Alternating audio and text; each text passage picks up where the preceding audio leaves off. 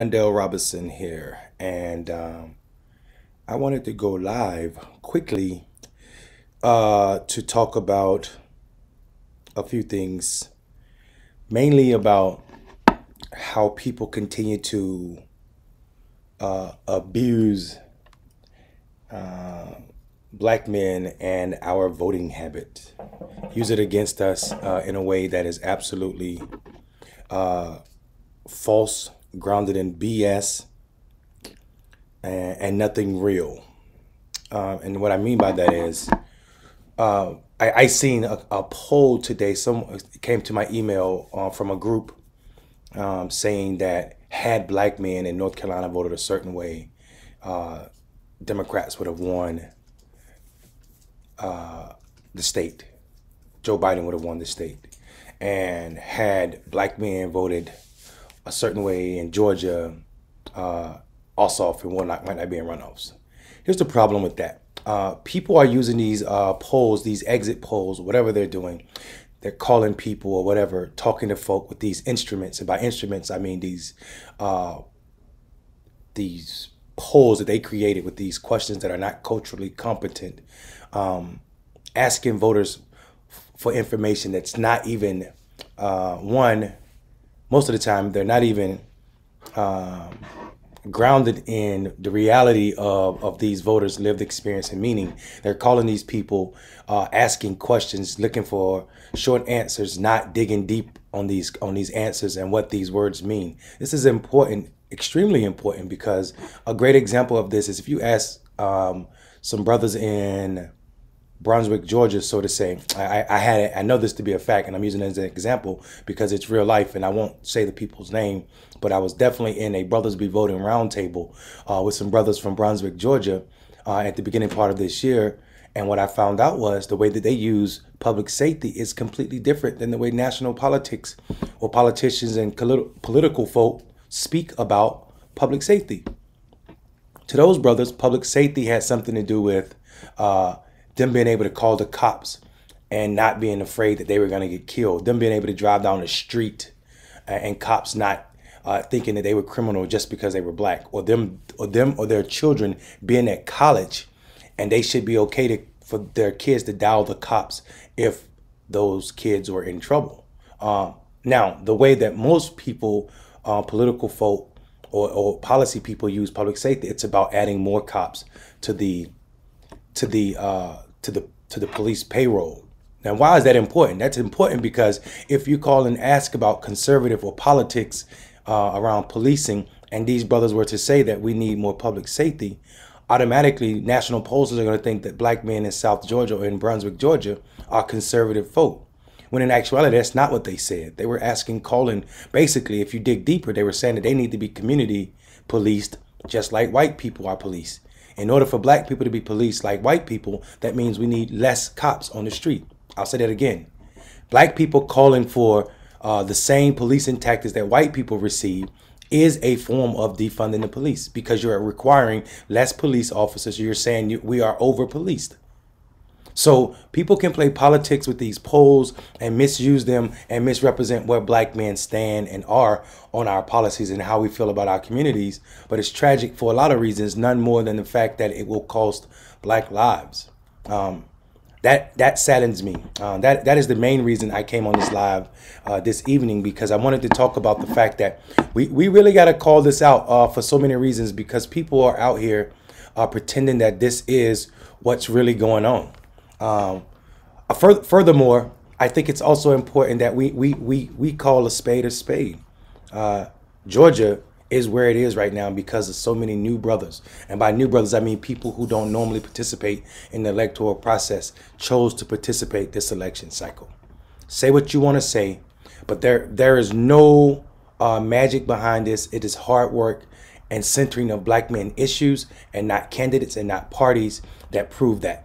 A way that you can look at it and see it's true, you can look at it and see all of these polls and pollsters are talking about there was a excitement deficit on one side of the aisle. There's an excitement deficit for people who believe in progressive policies or politics, meaning Republicans were more excited about going to the poll and voting for their candidate.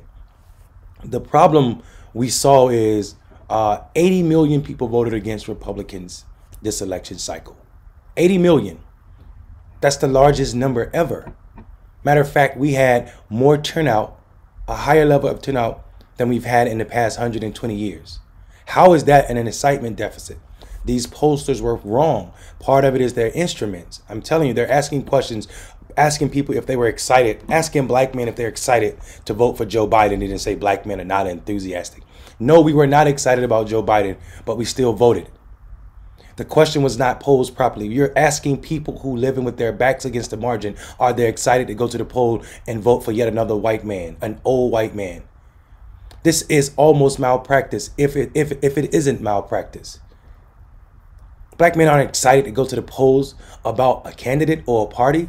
They're excited about issues, the idea or the possibilities or the hope that we may be addressing criminal justice this time. We may be decriminalizing marijuana this time. We may be adding trades back in school in a real way so that we can have entrepreneurial aspirations that are real and not grounded in falsehoods. That's what black men were excited about. That's what black men are excited about. We're not telling the truth when we give credit to traditional campaign and those who run traditional campaigns as being responsible for 2020 election. We know traditional campaigns are what they always run, and yet and still we've never seen 80 million people turn out. Never. This was not about a traditional campaign. People who run traditional campaigns should be ashamed of themselves for taking credit for 2020. They're not responsible for it. Barack Obama's trip to Georgia 2 weeks before the election is not responsible for the increase in turnout. The reason we know this is because the majority of people had damn near voted early. People who didn't even vote for Barack Obama in 2008 and 2012. And when I say people, I'm talking about black men. I'm focusing on black men who did not vote in 2008 or 12, came out to the polls and voted early. We have to give credit to those tactics that are responsible for that, but for us returning to a place where Georgia is red, where we don't win a higher minimum wage in Florida, where Cori Bush don't win her election, where Jamal Bowman don't win. When we focus on traditional campaigns, none of these things can be our reality. I am tired of folk giving credit to folk who are not responsible for this victory. And it is a shame that we can't use common sense and see that forever we've run traditional campaigns and they've never yielded this result. They've never yielded this many people voting. They've never yielded an increase like this. This is not because of traditional campaigns. It's not because the millions and millions and hundreds of $millions spent on TV ads. This is because of grassroots organizations on the ground, understanding and knowing the temperature and the moves of their communities, and focusing on issues important to their communities, not candidates, to motivate them to go to the polls, especially as it pertains to black men. Anyone arguing anything other than that is fanciful to me, especially since I spent the better part of this entire year in Georgia talking to what they call low-performing black men and watching them turn out in levels that they had never turned out. 144,000 black men, y'all, that were registered to vote in 2008 and 12, that did not vote for Barack Obama in 2008 or 12 primary, came out to the primary this year. What type of excitement are you looking for if that is not excitement? 144,000 black men that were already registered to vote in 2008 and 12 did not vote for Barack Obama, but they came out and voted this year. They didn't vote in 2018 either. They didn't vote in 2016, and they didn't vote in any federal election in between this year and 2008. That tells you two things about those brothers. They weren't kids, because that was at least 12 years ago, which means so they're at least 30 years old.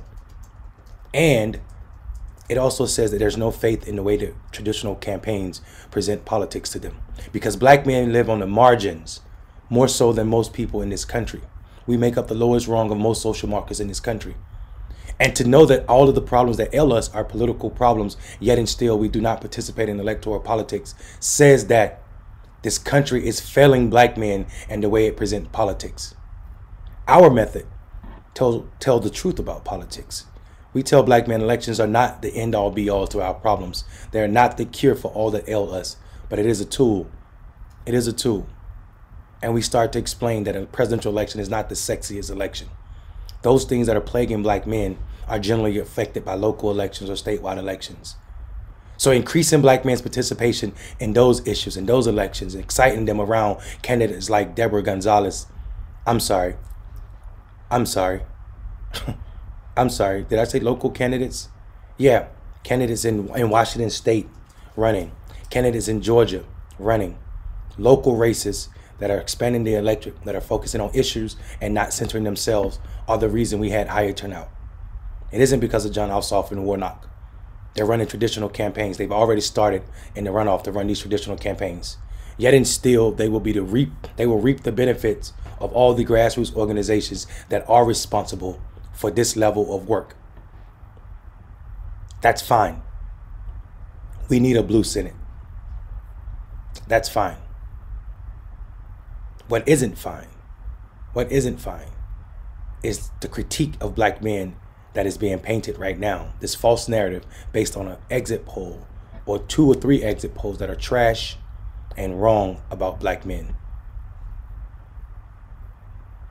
And no one cares to hear the truth from black men. I challenge any pollster to tell me that they had more conversations with black men in an intimate way than we did this year. We had more than 4,000 intimate conversations with no cameras, no white people and no women, just black men in a room talking about issues important to them. And we didn't oversample size for regular voters or elected officials. We actually did the opposite. We had brothers who participated in what people call gang members. We call them street tribes. We had brothers who participated in the underground economy. Y'all call them drug dealers. We had brothers who had never voted before. Those were the regular folk in our room having the conversations about the electoral process and why they saw it as insufficient to address the problems that were ailing them. So I challenge anybody to try to tell me what the mode and attitude of black men in 2020 election cycle was, especially when you're basing yours on some weak, unscientific exit poll. That's what I wanted to say this evening. Y'all have a wonderful night, but not before you think about it. Peace.